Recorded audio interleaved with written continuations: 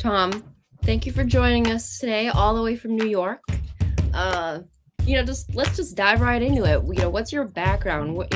Where are you from? How did you grow up? Did you grow up in the cattle industry? And how did you come to be with Farah? Let's just get your backstory because it's always interesting to know how people end up in their positions in life. So I grew up on a beef operation. Started as a commercial cow calf operation in Western New York. My grandfather ran about 50 cow calf pairs on the side. And when I got into 4-H, as an early teenager, we started doing more and more with registered stock. We ran registered Herefords as a kid growing up, and I showed kind of all over the country for a lot of years. Decided to go to school at Cornell. Went originally for animal science and sort of quickly got on the dairy track, as that's what was strong there. And obviously, there's a lot more black and white cows in the Northeast than there is beef cattle. But stayed true to the beef industry. We still run cows on the side and still very involved.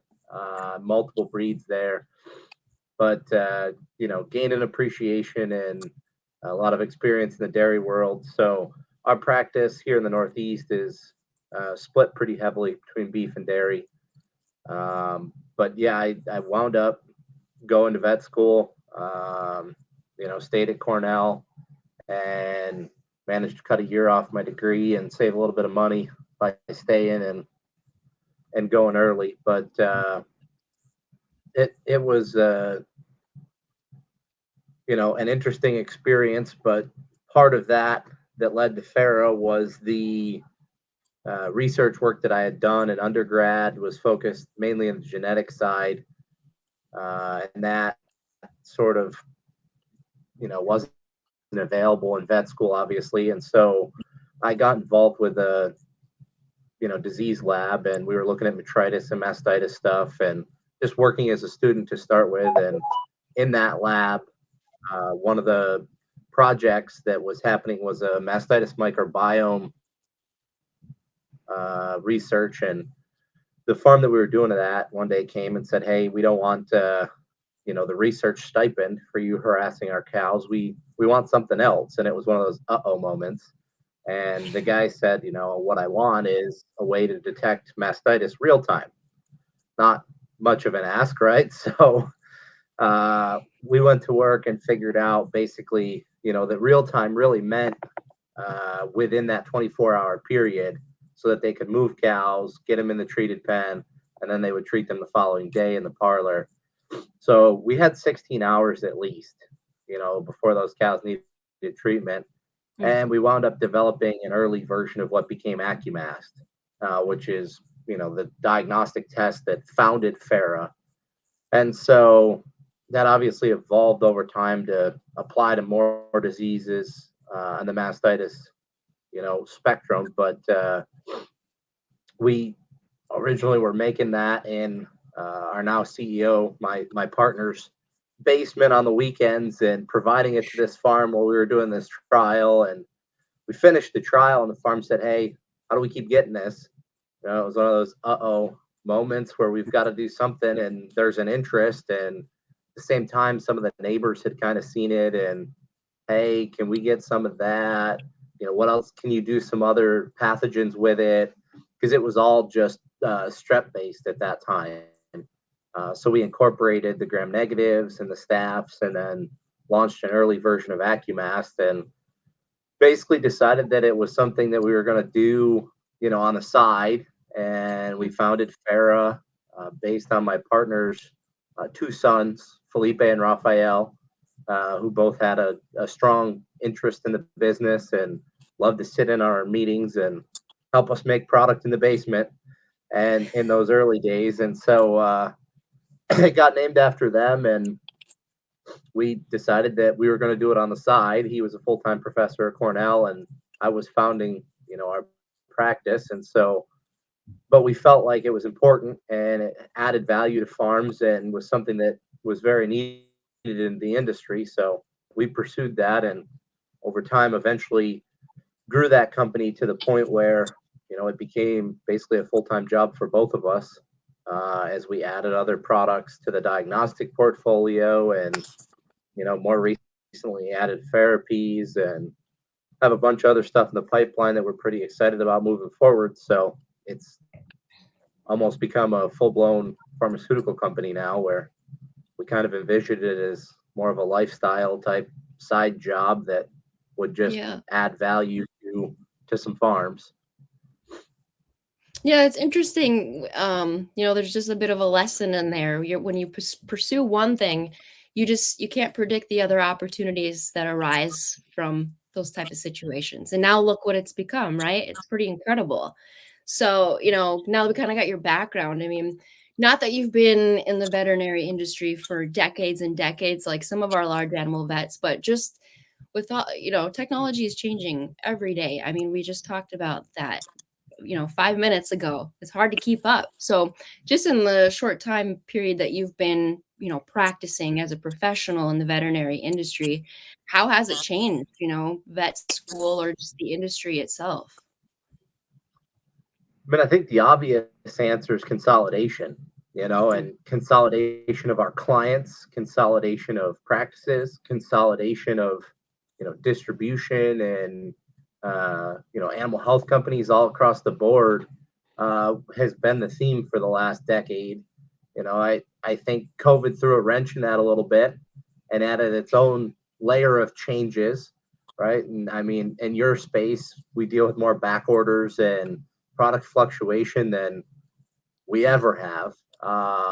You know, certainly in my career, but I know it extends way back past that, you know, and that provides its own set of challenges. And you've really got to be able to be flexible and, you know, be able to substitute products and reintegrate protocols and stay on top of all that stuff. And so it just adds another layer of variability. And now so much more stuff happens remote, whether it's this podcast or, you know, some of our profit meetings for big dairies we do on Zoom now instead of getting together once a month or once a quarter face to face. It's helped with efficiency, but it's also provided new challenges with, you know, client interface and building relationships and having that loyalty that you can build when you're in person. So I'm sure, you know, the challenges that we see in the next couple of years will be different ones yet. You just have to continue to adapt and make the best of it. Yeah, absolutely. So Bill, this is where I'm going to hand the baton off to you. All right. So I appreciate you taking time today, Tom. And, I think that as we talk about development of new products, FerAppease has been on the market now for probably, I would say, pretty close to a little over a year. And, I'm excited about it. We have personal experience here on our own operation, our own cattle. We've used it at home. We've used it on the show road.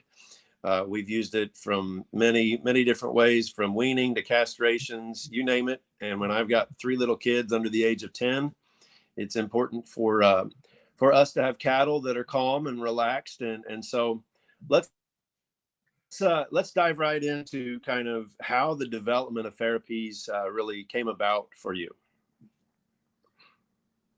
Yeah, so it's kind of an interesting story.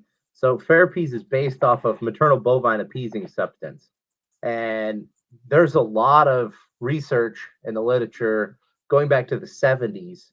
It actually started in pigs. In the late 70s at Texas Tech, they cleaned a sow's udder of all the fatty tissue and you know discovered that the piglets would not nurse very well, had a lot more fighting behaviors amongst themselves, and sort of realized and eventually purified these fatty acids that make up maternal bovine appeasing substance, and you know termed it that just based on the fact that it was calming these piglets down and helping them bond with mom and you know suckle early in life and do normal healthy piglet behaviors.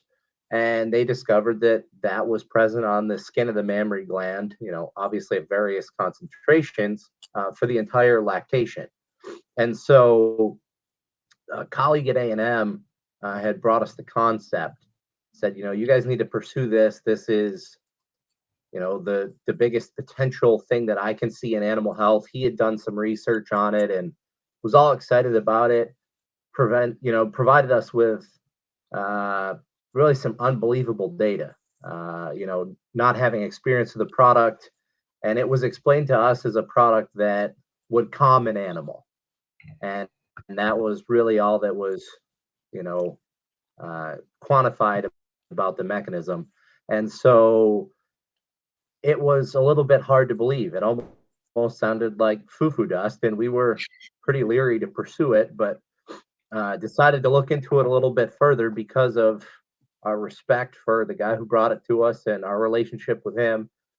And so we found out that there was a product that was around in the early 80s called Secure Cattle that existed in Europe and South America. And that product actually got pulled off the market because it had a carcinogen as the main ingredient in it, the solvent that kept all the fatty acids in solution and allowed them to volatilize to produce this, effect that mimicked the natural maternal bovine appeasing substance. And so there's still a little bit of product around, essentially on the black market in South America. They use it to castrate some of the bigger Nelore bulls and things still. But it never made it to the United States, obviously, and is pretty much banned in most of the world. And so we, realized if we were going to pursue this, that we had to get past that obstacle and, reformulate this to make it work in a way without that product, obviously. And we were able to do that, but we also got our hands on some of that product in Brazil and did a little mini trial down there and saw that, hey, there's really something here, and you can actually visually see some changes in some animals behavior wise and certainly performance wise, feed intake wise. And so, with that sort of belief and understanding that there was something real behind this and it wasn't the foo-foo dust that we initially thought it sounded like, we pursued that and figured out how to formulate it in the lab in Texas, and then subsequently performed a lot of field trials across the US, and a lot of that work would have been done late in 2021, early 2022. As Bill kind of indicated, we launched a little over a year ago, so the first product hit distribution in August of 2022, and we've continued to perform a lot of research, do field trials, do trials with universities. We also more recently have launched a pig version of the product. So interestingly, every mammalian species outside of humans has maternal bovine appeasing substance, and it's all the same fatty acids. They're just in different proportions that they're utilized. And so we're looking into, what species can we have an impact on, but certainly right now cattle are the main focus. A lot of cow-calf stuff coming out of the fall calf run, feedlot stuff, dairy stuff, and then the swine stuff. There's a lot of continuing research happening every day. Yeah, and for us, we know that there's a lot of pressure on the animal welfare side of things, right? With only 2% of the population works in agriculture. So what tiny percentage of that is working in the livestock industry? And so when you have that many people that don't work, one-on-one with their food supply and where their food comes from, there's a lot of misinformation, misconceptions about animal husbandry practices, and concerns for the welfare of the animals. So with that being said, I mean, how can FerAppease really be utilized and incorporated into protocols for the cow-calf guy or the dairy guy or, the veterinarian themselves? Yeah, so there's so many options there. And to back up just a little bit, I don't think we've talked about, how FerAppease is actually working. FerAppease essentially is blocking the release of cortisol and adrenaline. would be the main pathway. We can talk about other effects on acute phase proteins and things like that that affect inflammation and pain. But the main pathway is to block the release of cortisol and adrenaline. And so it really does calm that animal, but it does it in a way that enhances production, improves health. So actually, when we talk about the product, we talk about the three main pillars being productivity, health, and then animal welfare. And lately, we've really started to talk about animal welfare and human welfare. The people handling these critters matter as well. You start trying to get in a group of cull bulls or cull boars that were just commingled that are fighting, and you're the guy that has to load them on the truck. There's a real human welfare concern there. It's not the safest job in the world. So on the animal welfare side, certainly, there's so much discussion and so much concern from the consumer side of things, as you indicated. I think this is, one of the new products out there that we really are going to see a lot from moving forward in that discussion. And I think a lot of that centers around that pain pathway, first and foremost. And, from that regard, we see veterinarians using this basically, for whatever procedures and interventions that they do.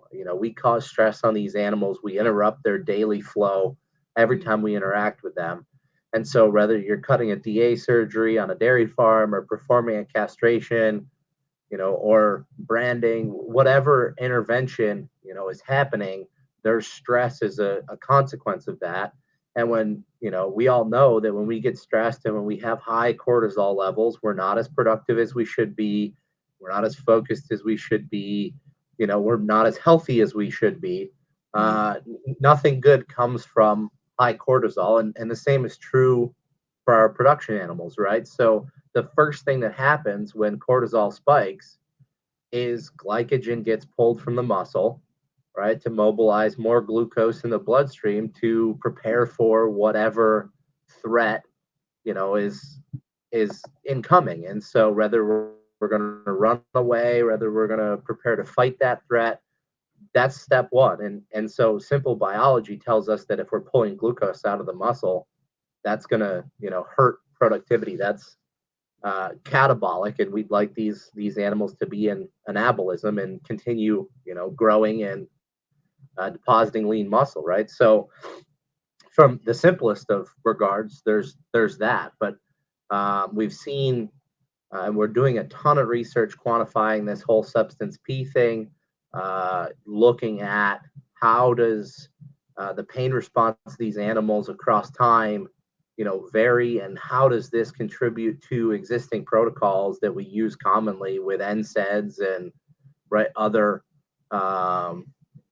anti-inflammatories, and with that, inflammation, right? We know that we have impacts on both prostaglandin and haptoglobin from multiple studies on the dairy calf side and on the feeder calf side. And then I think it really goes back to ultimately everything we talk about in veterinary medicine is prevention, right? Prevention is always better than treatment. And so if we can prevent some of this disease, we can prevent some of this antibiotic usage, we can prevent, some of these stressful situations that lead to injuries or whatever else, that is certainly the best thing that we could do. And along those lines, too, if we can use FerAppease to enhance vaccine titers, which we know we can, then, that's more future prevention, enhanced health moving forward. And so I think it really boils down to there's so many different applications, it's almost overwhelming. Yeah. Right. And we encourage people to sort of focus in and, pursue the low-hanging fruit, if you will, to start with, where you can really see the most dramatic effects, where the animals are under the most stress. But I know as many of our clients get more and more experience with this, they're constantly coming up with more ways to use the product, and different applications that make sense, because it's reasonably priced, it's sitting there, and they care about the welfare of their animals. They want those animals to be happy because they know that's when they're going to be most productive and most healthy. I guess to tie into that a little bit more, I mean, when you think about keeping cortisol levels in check, you think about the advantages. You've discussed many of those already, right? In theory, there's so many things that we can see that this is going to provide advantages to. Were you surprised? When we look at some of those initial studies on shrink or on post-weaning data, were you surprised at the statistical significance and the differences? Because I mean, I would expect a little difference, off the comparison side by side, but these are big differences. And then with some of your newer studies, maybe that you're looking at, did it surprise you how well it's working, I guess? At first, for sure. I mean, when somebody first learns about FerAppease, until you really understand the mechanism in great detail and understand exactly how this is working, hard to wrap your head around. How can I get 30 extra pounds of weaning weight? How can I see some of these dramatic reduction in disease incidents, at weaning time on the dairy calf side with pneumonia outbreaks? How is this just possible? This is, mind-blowing data. And the thing that really surprised me was it's so repeatable. And the more work we've done with this, even across species now, if we convert some of those weight gains to a percent of body weight, it is extremely repeatable, tight data. More so than any product I've ever seen in the animal health industry. You can look at treated animals and control animals, whatever you're looking at, and the clusters are extremely tight. And so the one study that really comes to mind, I did a preliminary data set. We were like, okay, it would make sense that this might impact vaccine titers, right? And we put 44 calves in each group, fresh weaned calves that had been trucked about 12 hours, were pretty stressed, and let's just see if there's something there so that we can design an appropriate study, just better understand it, make sure that that impact is there before we do a big study. Because typically these, vaccine titer studies have 10,000 animals per group to get any kind of statistical significance. And with 44 head in each group, we had insane, we had p-values, down less than 0.01. And it was repeatable across many different pathogens that we had vaccinated for. And we've repeated that study with bigger groups and different age classifications, different species, and just time and again, it's so repeatable. So I think that's really what stands out more than anything is just the consistency that we see, across groups of animals on the performance and the health side. Now, the behavior side is a little bit more varied, right? And I think that particularly some of the show guys, talk about that. And I think it's very real, right? Because we're not sedating an animal. We're, helping these animals to be less focused on the whole prey predator pathway. And so if they're nervous about something, if they're antsy, if they're jittery, right, it'll take that away. Their behavior completely changes, they calm down. But if they've learned, if I run at the handler, he's going to, move out of the way, or I'm going to hit him and I'm going to get free. And they've learned that they can do that, and that they're just a jerk, then we're not going to do anything to that behavior whatsoever. And so the behavioral side is extremely variable in all facets. And so that part maybe isn't quite as repeatable, but a lot of this data is just so mind-boggling to analyze. Yeah, it's just fascinating just to learn the science behind it in and of itself. And I always think about, you bring up that you thought it was kind of foo-foo dust, but, we'll entertain the idea. And it turns out, well, you know what? It's actually not foo-foo dust. And, I just always think about like a guy like my dad who raises commercial beef cattle, very skeptical, very, analytical and critical. And so, I mean, how would you position it to a guy like that? Or, these large animal vets that have been around the block a time or two, and, they're also very skeptical, and they're grouchy, and they just kind of poo-poo it. But, how would you reach a guy like that or a woman like that? Sure. Yeah. So I think it ultimately comes down to you have to see it for yourself, and it starts with understanding the mechanism. It starts with understanding, that, yeah, this is completely different class. It's crazy that you spray this stuff on their head and they breathe it in and it produces all these effects. But there's an awful lot of research in the literature, on pheromones. And I think when you point that out to veterinarians, they understand that. A lot of them have experience with some of the pheromones that get widely used on the small animal side, right? And many of them have positive opinions of those, even if they don't feel like it works on every animal. They all have seen it, have success on some. And so they understand that there's something there, right? And so once they sort of wrap their head around that, they become a little bit more open. And then, okay, let's look at some of this data from the 70s and the 80s and the early 2000s, from Texas A&M, Texas Tech, from Europe. There's a lot of stuff out there and a lot of different applications on maternal appeasing substance. And so it becomes a little bit more, scientifically grounded, I guess, for the veterinarians. And then once you start talking about, some of the acute phase protein effects and some of these, more concrete mechanistic things, they get a little bit more excited, right?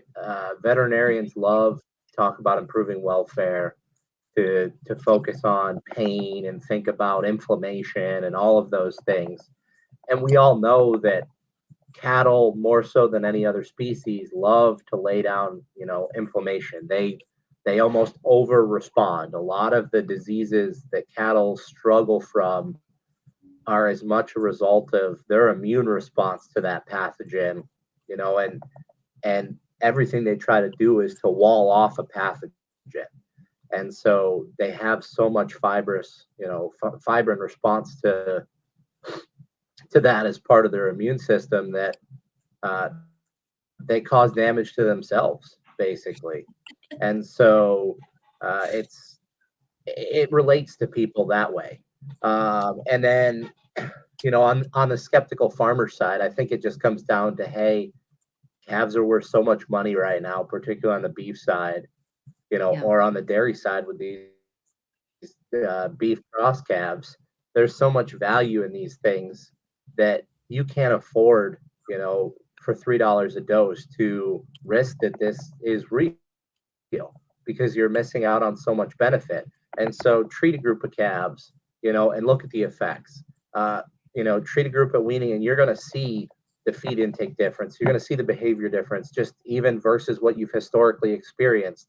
That's so obvious that it's going to be in your face, or better yet, when you go to sell your calves, if you're selling them through the sale barn, treat one group, one trailer load, and don't treat the second trailer load, and look at the shrink, right? It's easy to run them across the scale on, as a trailer. Absolutely.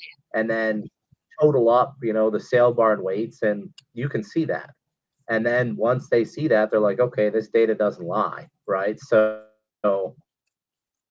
convince yourself, right? I had to convince myself. I think most users, there's a lot of users out there now, and most of them were a little bit skeptical when they started. So that's sort of the normal.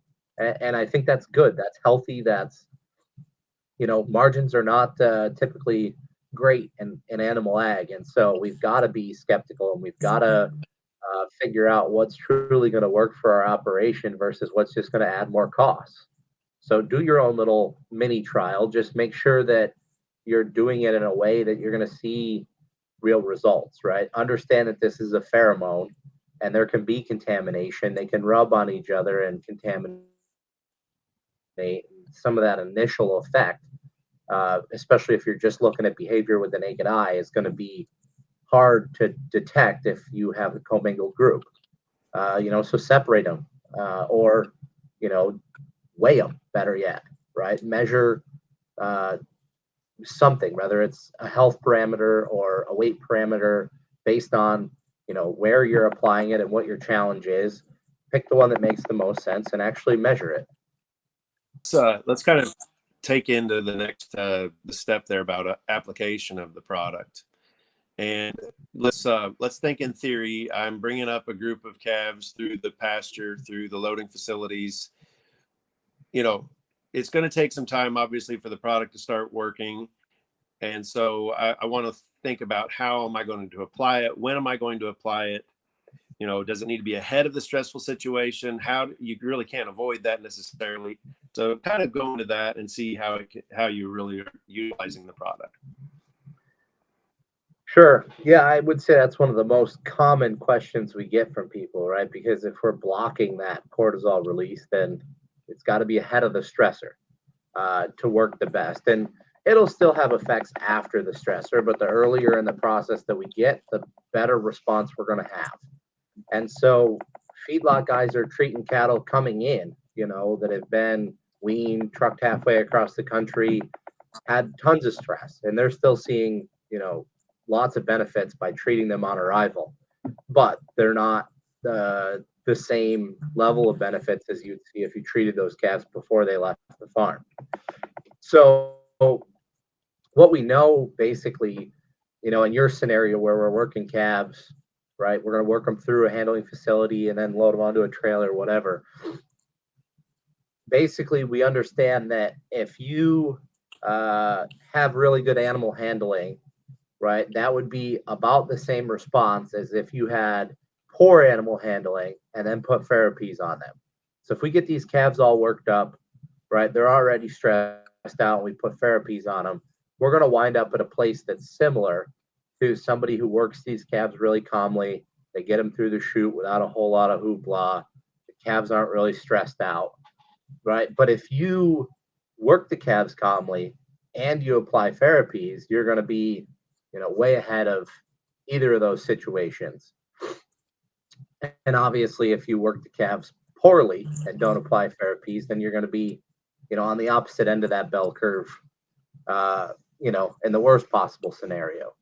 But I think, we've tried to do all of our studies, mimicking what would actually happen in the real world. So on the beef side, nobody's running these calves through, the day before they wean. That's crazy. That's added stress. That's added labor. If you have the time to do that, more power to you. But I still don't think it makes sense, because that added stress of going through the chute the extra time, right, is going to negate some of the benefit. So it's getting applied at the time of. And even with like castration, you put them in the chute, apply the product, open the palpation cage, go back there, either put on your band or perform your knife cut castration, right? We understand that the product will start working in about a minute, and it'll reach a therapeutic level by about an hour. So by the time the pain and the inflammation really kicks in, the product is, completely active. So all the studies have been done that way. Now, conversely, on the dairy side or on the pig side as well, if we're treating pigs coming out of gestation crates for Prop 12, group housing, it's a lot easier to treat them when they're in their crate than to treat them, in the group. Also, on the dairy side, right, we've learned that just from a labor perspective, it's easier to treat them the night before weaning. When they're all lined up drinking their milk, you can go down and treat these things really easily, compared to wrestling them, taking them out of their hutches and trying to treat them one by one as you're actually moving them, into group housing or onto the trailer to move to the heifer ranch or whatever as you wean. And so it all comes down to what you're doing, how you're handling them, what the system is, right? If you're going to try to treat a crazy beef cow or something that, having an issue, you're going to treat her as you're putting her in the calving pen. You're not going to wait until after to try to go back in there and deal with her. And so work it into the system. And I think most of the time, that works extremely well. Futuristically, we're thinking about, ways to apply this product that don't require us to handle these animals. It's a challenge because product placement is important, right? And I would say a little off topic, but that's another really, prominent question that we get is why are we applying this behind the pole on cattle if they're breathing it in, right? That makes no sense. But it really makes a lot of sense because the sebaceous glands in cattle are heavily concentrated back there. And so that oil producing gland, right, absorbs this oil-based product and then resecretes it out the hair follicle. And so that's how we get that 2-week tail, right, where the product remains at peak for about 3 days and then it linearly tapers out. And so if we're talking about feed intake or we're talking about health benefits, there's a 2-week label that the product is efficacious for. And so that comes from that second application behind the pole. And that initial response is the one over the nose. So I think, we get that question a lot, but I think the product lasting 2 weeks really helps to deal with, right, some of the subsequent inflammation and stress or pain that animal could experience after a procedure, 1-2 days later, even a week later. Yeah. So, kind of on to the next question I was going to ask, but you did cover it. But we just wanted to talk again about how you position this to, let's say, show cattle, or the commercial side. But just to reiterate, you said it lasts about 2 weeks. Mm-hmm. Okay. And then go ahead. No, so I think, the first difference is obviously the goal of the producer, right? Commercial guys are concerned about pounds and health.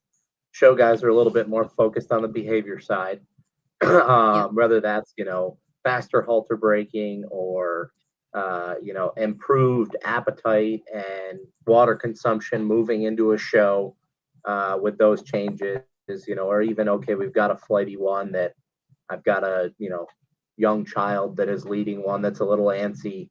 Let's take the edge off without sedating that animal, in an all natural, legal way. Those are all obvious, differences in approach. But I think we also have to think about the fact that these show guys are rinsing these cattle, and washing them with soap and water all the time. And there's a heavy concentration of water that gets put on these animals' heads. And so we wash a lot of this product off, right? Mm-hmm. So a lot of the show guys are treating a lot more frequently.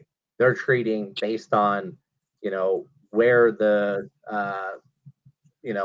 benefit they're looking for is at. So a lot of our show guys talk about treating them the night before they leave home, right? They go eat a bunch of hay. They feel good. They're ready for their trailer ride. They prevent a lot of the shrink that would happen in that trailer ride. But then most of them are retreating when they get to the show, because they know that they're going to wash that product off. They might rinse when they get there and then treat them again to help them get on water, right? That's one of the greatest challenges that show guys have is water intake and getting those cattle eaten, new environment, a lot of change. A lot of these cattle don't come from the city, and you go to the city for the show and get on chlorinated water, and it's a big change. So, this helps immensely with that. And then they might retreat show morning. Behavior wise, they might treat when they're leaving the show again to prevent the shrink on the way home if they're going to go to another show soon after that. At home they're looking at, okay, we can treat at weaning time, and that'll give us a start halter breaking. Maybe we retreat partway through the halter breaking process. Most guys are doing a couple doses somewhere in there. Work it in around vaccines that are being given to get added benefits that way. Whereas the commercial guys, okay, we're putting them through the chute. We're going to castrate them today. We're going to, wean them today. We're going to transport them today. Those would be the big ones. They're focused on that performance side, and they're not really seeing the product break down. So they get a 2-week application. And I think that's one of the big differences really in approach and the goals for it. So I think I'm going to actually combine the next couple of questions here, Tom, because they do kind of go together. So let's talk about the future of FerAppease as it grows and develops as a brand, as a product, and then also the research, that you're looking at in the future or currently working on, that may be coming out here in the next few months or so. There's a lot of exciting things happening. I tell people every day I still feel like I'm drinking from the fire hose on this thing. We learn a lot every day, and I feel like at this point we know exponentially more than we did a year ago. But there's still a lot of questions I get asked that I don't have the answer to. I think a lot of those answers are coming with pending studies, but we're really excited about what's going on. I think to talk about the future and the brand and that side of things, there's a lot of discussion happening about how can we apply this product, with the value of calves at certain times in the pricing cycle, with the cost of feed ingredients.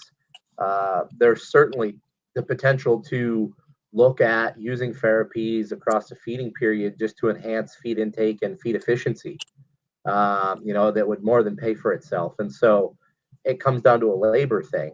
There's not a good way to apply the product right now. You can't just spray it on their back and expect it to work.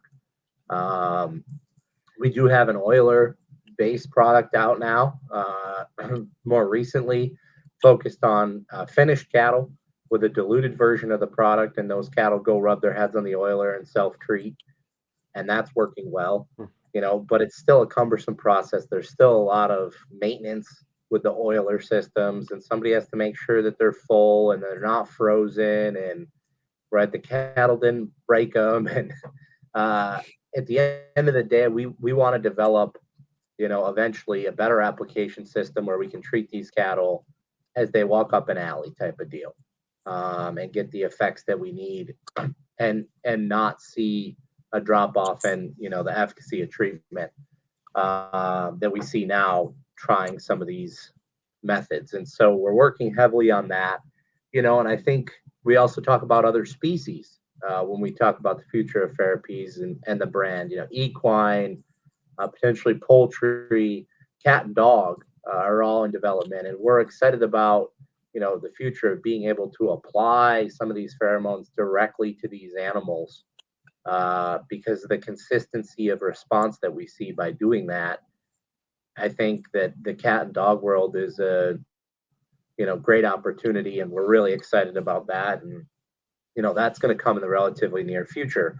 As far as studies currently happening, there's a big study happening at K-State with Hans Coetzee right now, focused on pain, and they're doing a lot of really advanced metrics, looking at everything from blood flow to pressure tonography, to substance P, frequently after castration and dehorning.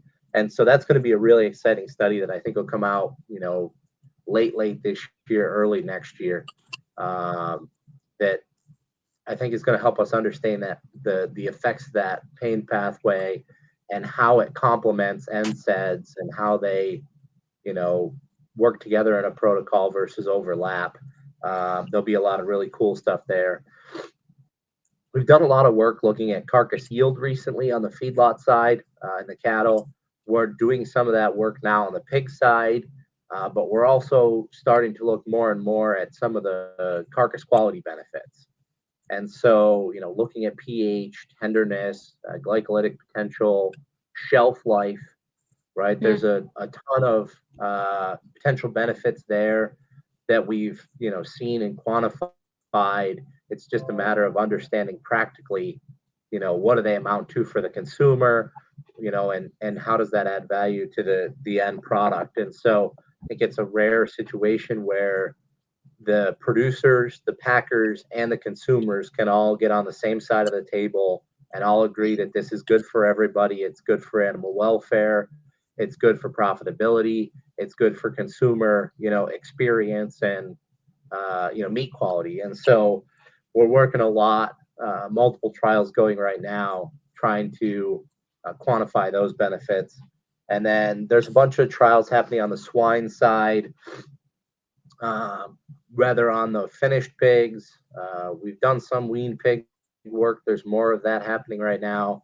And then there's a lot of work being done on the sow side, looking at the reproductive performance. So both at weaning time, where they're subsequently getting bred, and at removal from gestation crates for those under Prop 12 housing, we're seeing big benefits from cutting down the fighting in those pigs, reducing the injuries, but also enhancing the piglets born alive. And so a lot of those trials are being done with more and more animals in them, more on the commercial field trial level now. So that'll be coming soon. And then lastly, I think on the dairy side, a lot of the work's been focused on the calf side thus far. There's trials in progress, more to do with lactating cows, looking at group transitions, particularly out of the fresh pen, into the high group, as we expose them to more starch. What does that do for milk production? Some parlor efficiency trials, looking at milk letdown in these fresh cows, quantifying that some more. Some other fresh work, but also we've got a dry off trial that we're planning, looking at, what is the welfare benefits for these critters and what is the subsequent lactation effects. And so I think there's a lot of potential there. There's certainly some clients who have looked into a lot of that stuff on their own, and we've heard some pretty exciting testimonials and seen some really interesting data from some of them, but doing that in a controlled fashion, replicating that on a bigger scale is sort of the goal now on the dairy side. And so there's a ton happening, a ton of research. I'm sure I forgot some of it as well off the top, but stay tuned. There's a lot more data coming than what we have now, and I think there's already a lot of data on this, so it's pretty exciting. Yeah, it sounds like you guys are really covering all of the bases, even other species as well. And I like to point out, it's difficult for us as humans to communicate with our animals, right? These aren't dogs. So this is really giving us a way to, like I said, communicate with our animals in a way that they understand.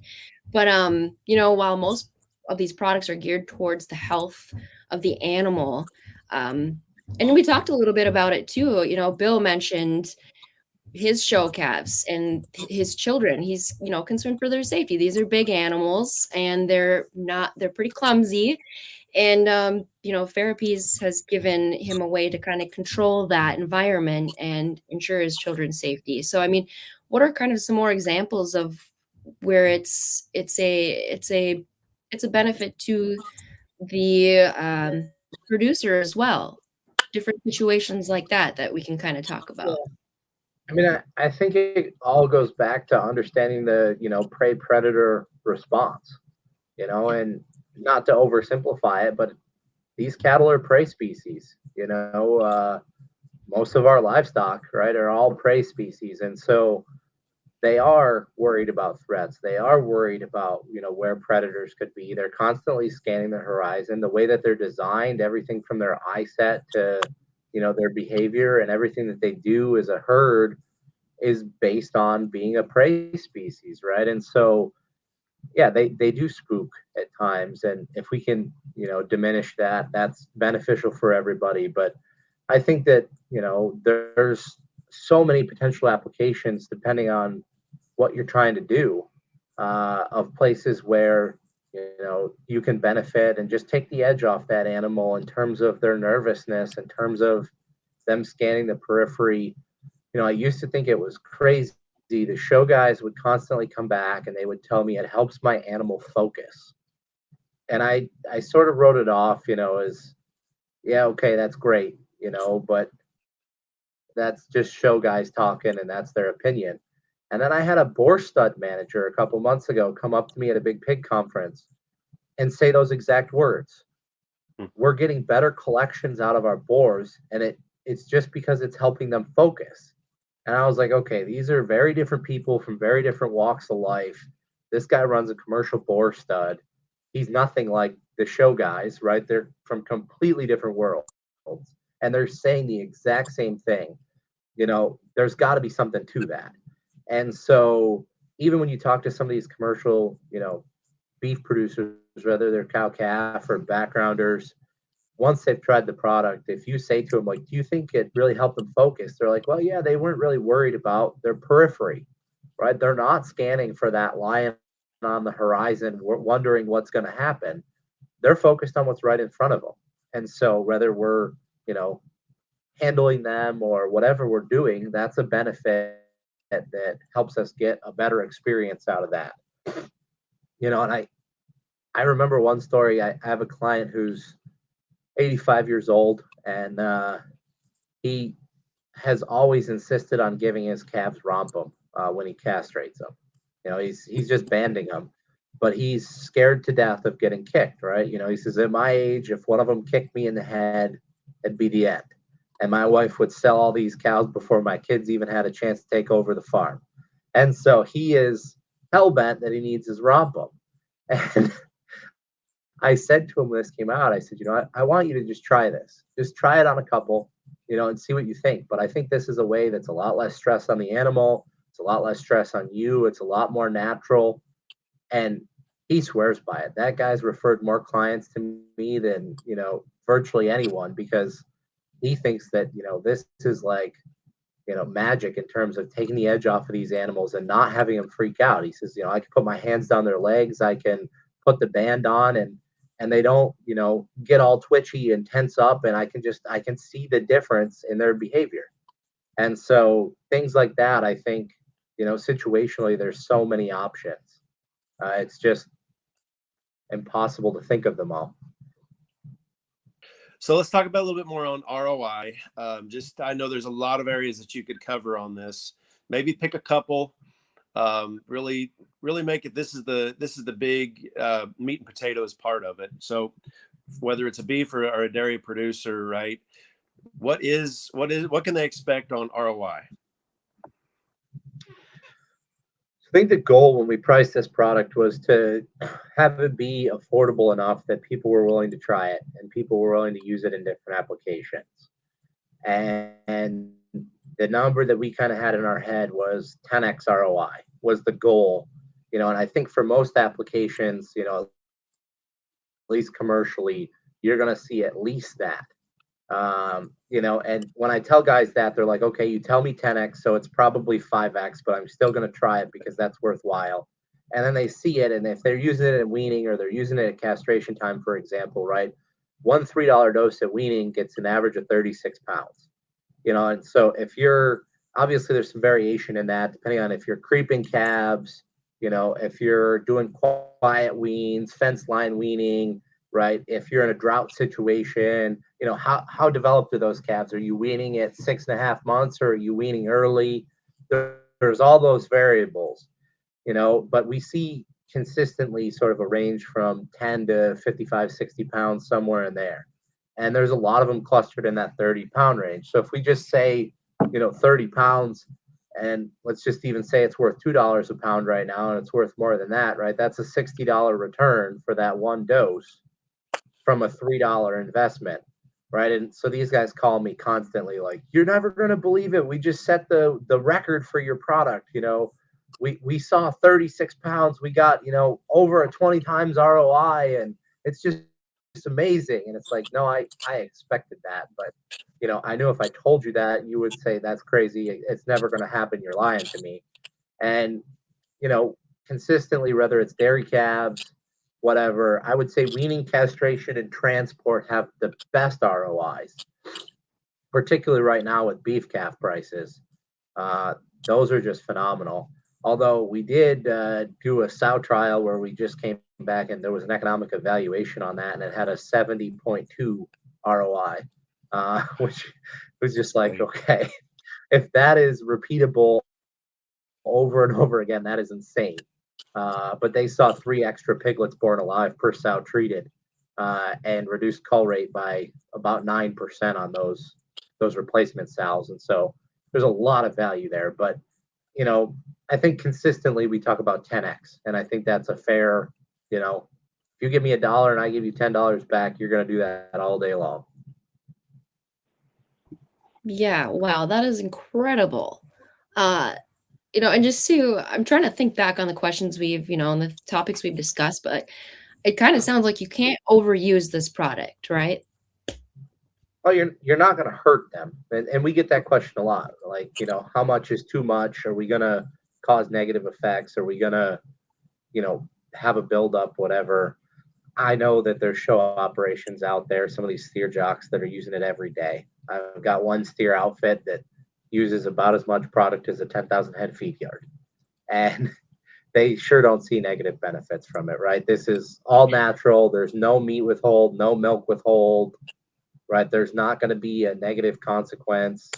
It's as safe as you can get. I guess, I tell guys that it would be safe to drink, and I always then, think about it. And I think that comes from some animal health influences that I have who, love to show the safety of their product by putting it on themselves or consuming it, whatever. And so I started telling people, well, you could drink a whole bottle. And then I really thought about it. And I was like, you'd probably get diarrhea if you did that. There's a lot of oil in there. But, it's not going to hurt you in any way. And so it's really a unique opportunity it could be organic if we, went through the certification process and paid those fees. But that's the one thing that it's not right now. It's GAP approved. It's all natural, So I think, there's a ton of potential applications. And, I think Bill has experimented outside the box with it on, some unique situations with some cows calving that they'd had trouble with and different things that, if it's sitting there, guys are like, well, it kind of makes sense. I think it might help. And for $3, why not try it? Right. Yeah, it sounds like a no-brainer, really. I mean, just try it. If you don't like it, don't do it again, right? You didn't have to get a prescription. You didn't have to go through your vet. It's really a no-brainer. But so let's move up to our wrap-up questions. And these are, it's just to get a pulse on the industry. And I like to get, the opinions of the veterinarians that are out there practicing. And, for us, we want to really cater to those up and coming veterinary students that are looking to make a career in the large animal industry, specifically bovine. So in your opinion, how can we, as an industry and as clients, better support our large animal veterinarian community? Because we know it's tough out there. See, now she moves to the difficult questions. I mean, we could talk about that all day long, right? But I think, my one word I'm going to use is patience. It doesn't matter on the situation. We've all got to have more patience with each other. And whether it's clients dealing with, veterinarians being late, or whatever the situation, understand that we're juggling a lot of things and we're trying to prioritize, we're trying to triage. The shoe's going to be on the other foot someday. You're going to be the one that has the emergency, when I have 5 appointments in front of me before I can get there that I'm trying to reschedule and push back. Remember that day where I was late coming to you because I prioritized somebody else's emergency. And it's not, that I like that client better than you. It's that I want the best outcomes for all of my patients. And some of those things can wait, and others can't. And so have patience with the support staff, understand that we don't have all the answers and there's a lot of change happening in the field. There's, we're learning more every day on all fronts with science advancing, with technology advancing, and we're facing new challenges every day, whether it's supply issues like we talked about or whatever. And so I'm just going to say, just everybody have more patience. And I say that I'm the least patient person in the world. So I was going to say, I've seen you a little worked up at times. So you also need to maybe listen to yourself there a little bit, I guess. But I'm getting old. I'm starting to think about these things. Or maybe you just need to apply some FerAppease to your forehead and nose and a little bit yourself, and then you'll have some more patience. There you go. No, up on his pole right there. That's right. That's right. I think that she's trying to make me go bald faster. There you go.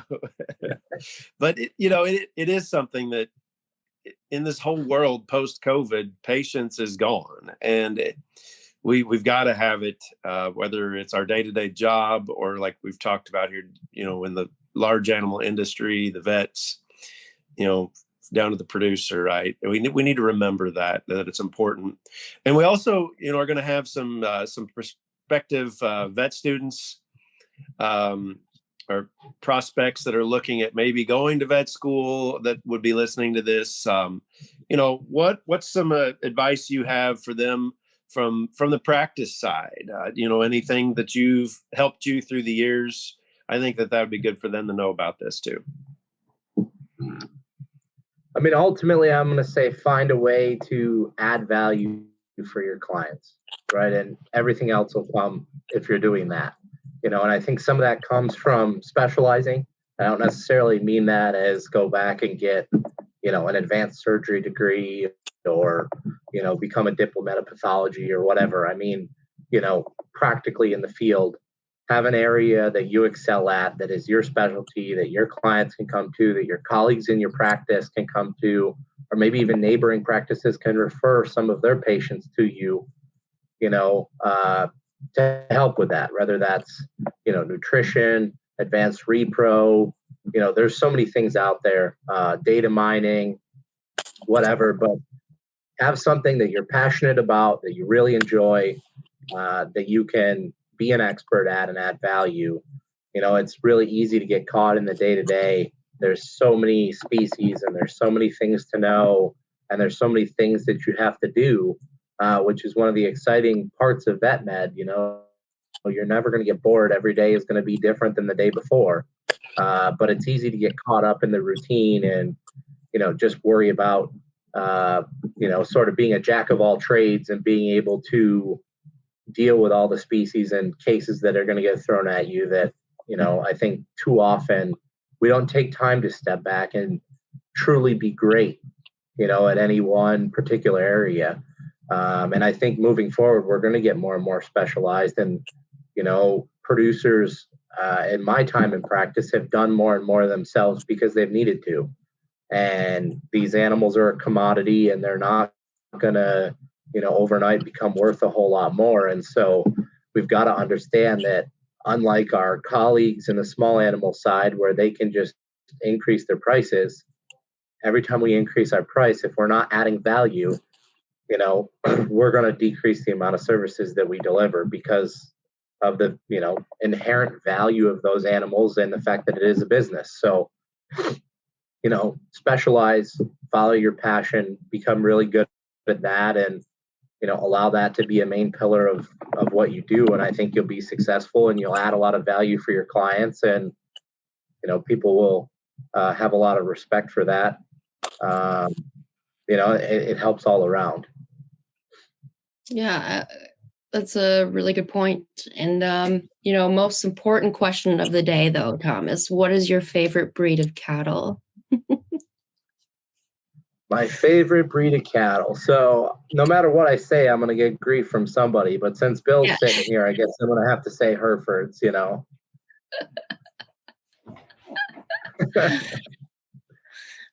my heart's kind of with the Herefords. I grew up with them, and we actually run a few more Angus cows than we do Hereford cows at home, and I constantly get grief for that. And I think now that I have two young children, we're talking about shifting that back to the right direction of things, and might be a lot easier to sell an Angus bull, but it's a lot more enjoyable to have a herd of Hereford mamas to run with your kids. So, yep. Mm-hmm. Yep. Well, it's something obviously that I'm passionate about, and so, hey, that was not a loaded question for all of those people listening. That I did not tell Tom he had to answer it that way. Hey, I'm waiting for that Venmo payment. I haven't seen it pop up yet. There you go. There you go. But so we've talked about so many different areas, so many different ways that you can position the product, the benefits of the product. I mean, we could go all day long on different areas of, well, it's going to work this way. It's going to work this way. So at the end of the day, we have to have our final selling point here, or final convincing point, if you want to call it that, to get somebody to use it. So what is that last thing you want people to take away from this podcast today and this conversation? I mean, I guess it all goes back to the main highway of the mechanism, right? Like, if you have a stressful situation, FerAppease is going to help you to dramatically reduce your cortisol and adrenaline. And if we understand that and we believe that, then only good things are going to come from that. And we can start to explain and understand, a lot of the performance, the health, and the welfare benefits for the animals and the people. Yeah. This has been fascinating, and I'm really excited for the future of Fera, and to see where you guys go with other species. And Tom, thank you so much for taking the time today to fill us in. Yeah, thanks for having us.